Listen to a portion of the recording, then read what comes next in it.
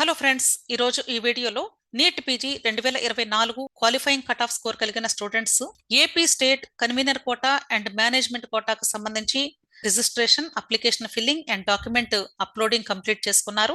మీరు అప్లోడ్ చేసిన డాక్యుమెంట్స్ ని వెరిఫై చేసిన తర్వాత provisional merit list November 14th మనకి రిలీజ్ చేశారు అఫీషియల్ వెబ్సైట్ లో. ఇక్కడ మీరు చూడొచ్చండి, కన్వీనర్ కోటాకి అలాగే మేనేజ్మెంట్ కోటాకు సంబంధించిన provisional merit list for non service candidates and in service candidates రెండు ఉన్నాయి. అలాగే కన్వీనర్ కోటాకి మేనేజ్మెంట్ కోటాకి కూడా ఉన్నాయి. వీటితో పాటుగా నాట్ ఎలిజిబుల్ లిస్టు, అంతేకాకుండా documents not uploaded candidates list, ఇవన్నీ కూడా మనకి అఫీషియల్ వెబ్సైట్ లో రిలీజ్ చేశారు. సో మీరు మీ యొక్క నేమ్ అండ్ మీ డీటెయిల్స్ అన్ని కరెక్ట్ గా ఉన్నాయా లేదా అనేది ప్రొవిజనల్ మెరిట్ లిస్ట్ లో ఒకసారి చెక్ చేసుకోవాలి.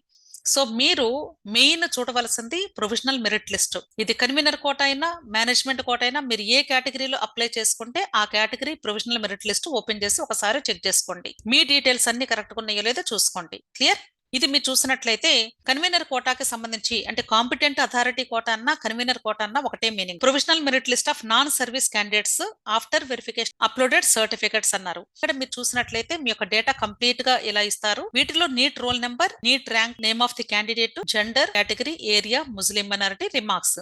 వీటిలో మీరు మీ డీటెయిల్స్ అన్ని కూడా జాగ్రత్తగా చెక్ చేసుకోండి. చెక్ చేసుకొని వీటిలో ఏదైనా మిస్టేక్స్ ఉంటే కానీ నవంబర్ 18th ఉదయం 10 గంటల లోపు మీ యొక్క గ్రీవెన్సెస్ ని టికెట్ రైస్ చేసి సబ్మిట్ చేయాల్సి ఉంటుంది. ఓకే, టికెట్ రైస్ చేయడం అంటే అర్థం ఏంటంటే మీరు ఎక్కడైతే రిజిస్ట్రేషన్, అప్లికేషన్ ఫిల్లింగ్ చేశారో అక్కడ మీ యూజర్ ఐడి, పాస్వర్డ్ ఎంటర్ చేసి లాగిన్ అయ్యి సర్వీసెస్ మీద క్లిక్ చేసినట్లయితే అక్కడ గ్రీవెన్సెస్ రైజింగ్ ఏ టికెట్ అని ఉంటుంది. దాన్ని క్లిక్ చేసి ఏ టైప్ ఆఫ్ గ్రీవెన్స్ ని మీరు సబ్మిట్ చేయబోతూ ఉన్నారో అవన్నీ కూడా మీరు ఒకసారి సెలెక్ట్ చేసుకోవాలి. అంతేగాని ఒక్కొక్క గ్రీవెన్స్ ని ఒక్కొక్కసారి సబ్మిట్ చేయకూడదు. అన్ని గ్రీవెన్సెస్ కలిపి ఒకేసారి మీరు సబ్మిట్ చేయాల్సి ఉంటుంది, గుర్తుంచుకోండి. అంటే సపోజ్ ఎగ్జాంపుల్, ఒకవేళ మీ నేమ్ ఆఫ్ ది క్యాండిడేట్ లో మీ పేరు యొక్క స్పెల్లింగ్ మిస్టేక్ ఉంది అనుకోండి, అప్పుడు అక్కడ నేమ్ ఆఫ్ ది క్యాండిడేట్ అనేది సెలెక్ట్ చేసుకోండి. అలాగే ఒకవేళ కేటగిరీలో కూడా మిస్టేక్ ఉంది అనుకోండి, కేటగిరీ చూజ్ చేసుకోండి. ఒకవేళ ఓసీకి బదులుగా బీసీ ఉండాలి అనుకోండి, అప్పుడు బీసీ అని చూజ్ చేసుకుంటారు. కాకపోతే ఏంటంటే మీరు ఎన్ని గ్రీవెన్సెస్ అయితే సబ్మిట్ చేయాలనుకుంటున్నారో అవన్నీ కూడా ఒకేసారి సెలెక్ట్ చేసుకోండి. ఒక్కసారి మాత్రమే గ్రీవెన్సెస్ ని సబ్మిట్ చేయగలుగుతారు, మీరు గుర్తుంచుకోండి. కాకపోతే మీరు ఎన్ని గ్రీవెన్సెస్ అయితే సబ్మిట్ చేయాలనుకుంటున్నారో వాటన్నింటికి కూడా కంపల్సరీ ఎవిడెన్స్ ఉండి తీరాల్సిందే. ఎవిడెన్స్ ఉండటం అంటే అర్థం ఏంటంటే సపోజ్ ఇప్పుడు మీ name of the candidate spelling mistake ఉంది అనుకోండి, నీట్ స్కోర్ కార్డు మీద ఎలాగైతే ఉందో అదే నేమ్ ఇక్కడ ఉండాలి ఖచ్చితంగా. ఒకవేళ నీట్ స్కోర్ కార్డు మీద ఉన్న నేమ్ ఇక్కడ చేంజెస్ ఉన్నాయి అనుకోండి, అప్పుడు నీట్ స్కోర్ కార్డ్ ని అప్లోడ్ చేయండి దానికి. అలాగే మీ కేటగిరీ చేంజ్ చేయాలి అనుకోండి, మీ కేటగిరీకి సపోర్టింగ్ డాక్యుమెంట్ అంటే క్యాస్ట్ సర్టిఫికెట్ లేదా కేటగిరీ సర్టిఫికెట్, దాన్ని అప్లోడ్ చేయాల్సి ఉంటుంది. సో ఇక్కడ మీరు సపోజ్ ఒక 3 గ్రీవెన్సెస్ ని సబ్మిట్ చేయాలి అనుకున్నారనుకోండి, ఈ 3 గ్రీవెన్సెస్ ని ఒకేసారి బాక్సెస్ లో టిక్ చేసుకుంటారు. ఆ 3 గ్రీవెన్సెస్ కి సంబంధించిన డాక్యుమెంట్స్ అన్ని కలిపి మీరు మెర్జ్ చేసి సింగిల్ పీడిఎఫ్ ని మాత్రమే తయారు చేసుకొని ఆ సింగిల్ పీడిఎఫ్ ని మాత్రమే మీరు అప్లోడ్ చేయాల్సి ఉంటుంది, గుర్తుంచుకోండి. అంతేగాని ఫస్ట్ ఒక గ్రీవెన్స్ సబ్మిట్ చేసిన తర్వాత ఒక పీడిఎఫ్ సబ్మిట్ చేయటం, అలాగే రెండోసారి మూడోసారి అలా చేయడానికి వీలుండదు. ఒకసారి గ్రీవెన్సెస్ మీరు సబ్మిట్ చేశారంటే మరలా మీరు ఫర్దర్ మోడిఫికేషన్ చేసుకునే అవకాశం ఉండదు, గుర్తుంచుకోండి. క్లియర్?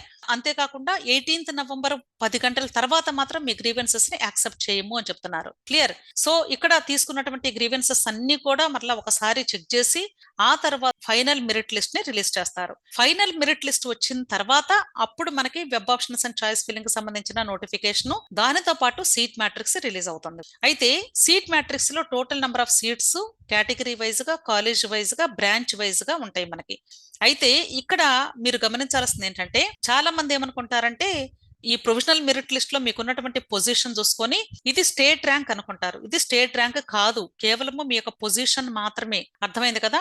సపోజ్ మీరు ఎగ్జాంపుల్ ఇక్కడ బీసీబీ కేటగిరీ స్టూడెంట్ తీసుకోండి. ఈ బీసీబీ కేటగిరీ స్టూడెంట్ ఇక్కడ 9th పొజిషన్ లో ఉన్నారు. 9th పొజిషన్ లో ఉన్నారు అంటే బీసీబీలో ఇంతకంటే పైన ఎంతమంది ఉన్నారు?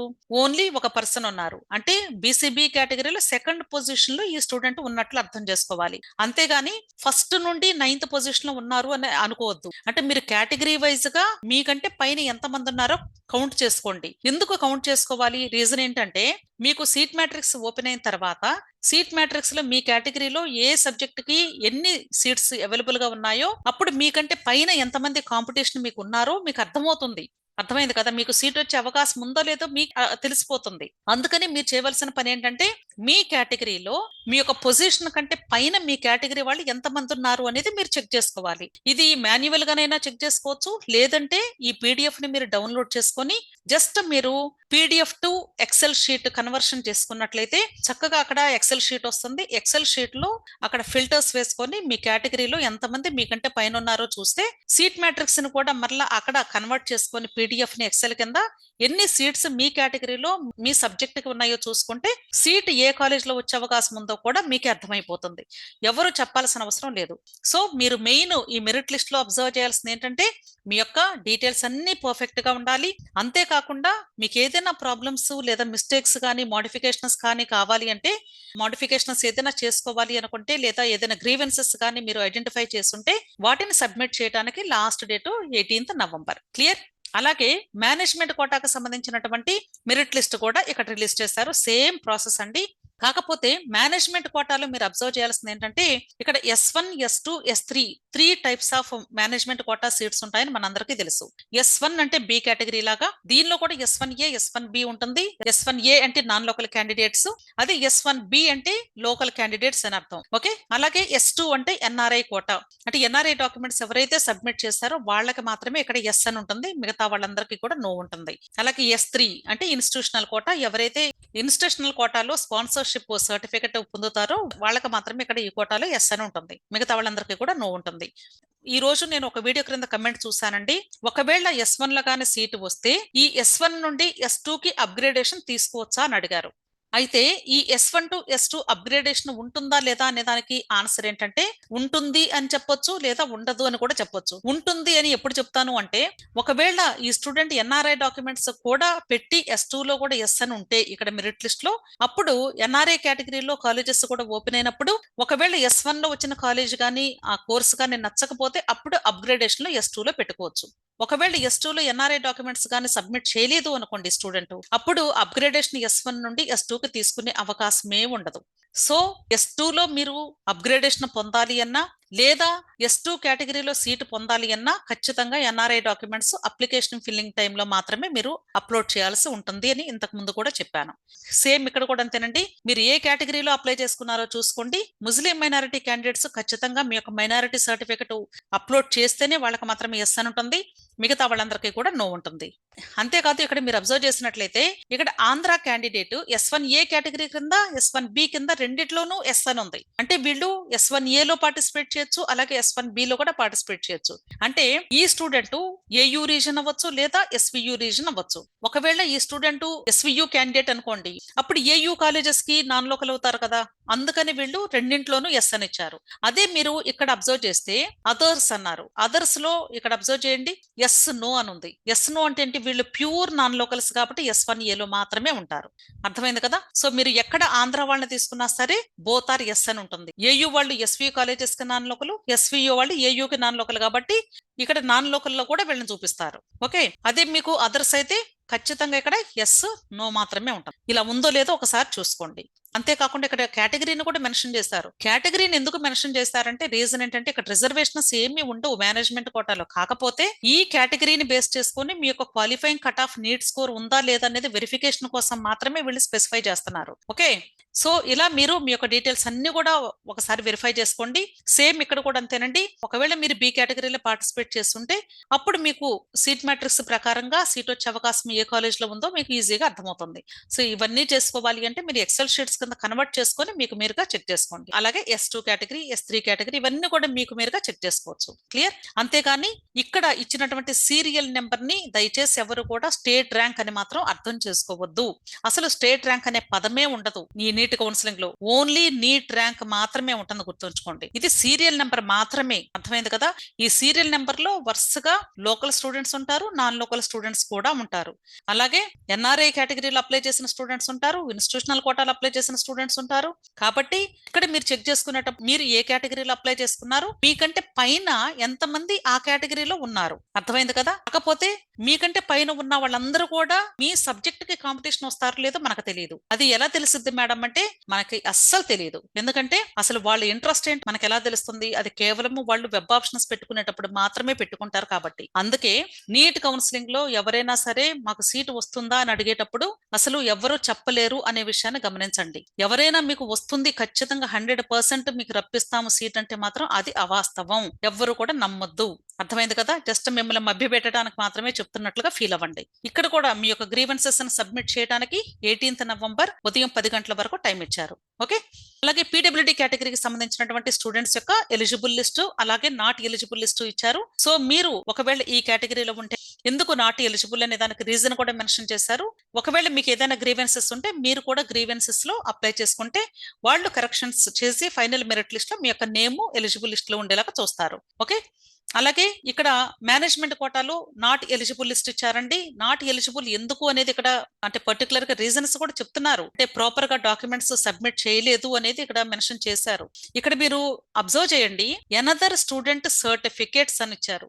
ఎనదర్ స్టూడెంట్ సర్టిఫికెట్స్ అంటే అర్థం ఏంటో తెలుసా? ఇది యాక్చువల్ గా నేను అనుకోవటం ఇంటర్నెట్ సెంటర్ దగ్గరకు వెళ్ళి వీళ్ళు అప్లికేషన్ ఫిల్ చేసి ఉంటారు. ఇంటర్నెట్ సెంటర్ బాయ్ దగ్గర సిస్టమ్ లో దాదాపు అక్కడ ఫిల్ చేయించుకున్న స్టూడెంట్స్ డాక్యుమెంట్స్ అన్ని కూడా సేవ్ అయ్యి ఉంటాయి. సో ఈ స్టూడెంట్ తన డాక్యుమెంట్స్ ని సబ్మిట్ చేసేటప్పుడు పొరపాటున ఇంటర్నెట్ బాయ్ గాని వేరే వాళ్ళ సర్టిఫికెట్స్ అప్లోడ్ చేసి ఉంటారు బహుశా. అందుకని ఎనదర్ స్టూడెంట్ సర్టిఫికెట్స్ అని రాశారు క్లియర్ గా. అందుకని వీళ్ళు నాట్ ఎలిజిబుల్ అని ఉంది.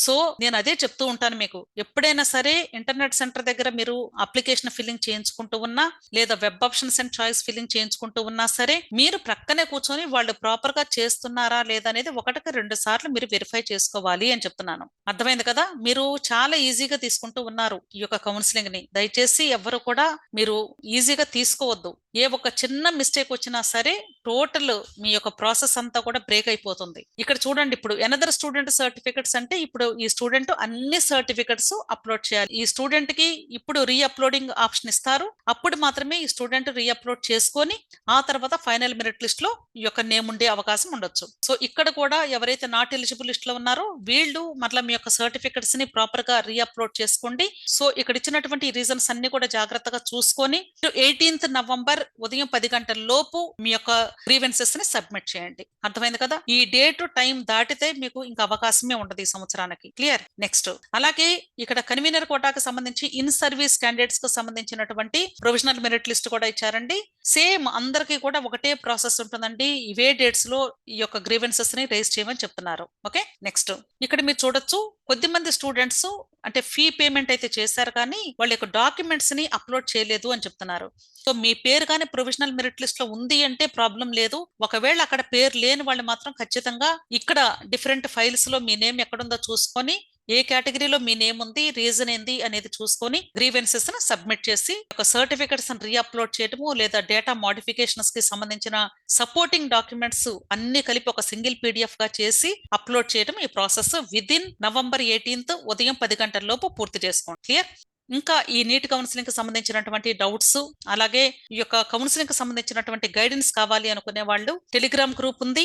ఇది టెలిగ్రామ్ గ్రూప్ లింక్ నేను వీడియో క్రింద డిస్క్రిప్షన్ లో ఇస్తూ ఉన్నాను. మీకు ఇష్టమైతే టెలిగ్రామ్ గ్రూప్ లో జాయిన్ అవ్వండి. తప్పకుండా నా వంతుగా మీకు హెల్ప్ చేయడం జరుగుతుంది. సో వీడియో నచ్చితే లైక్ చేయండి, మీ ఫ్రెండ్స్ కూడా షేర్ చేయండి. అలాగే నా ఛానల్ తప్పకుండా సబ్స్క్రైబ్ చేసుకోండి. Thank you.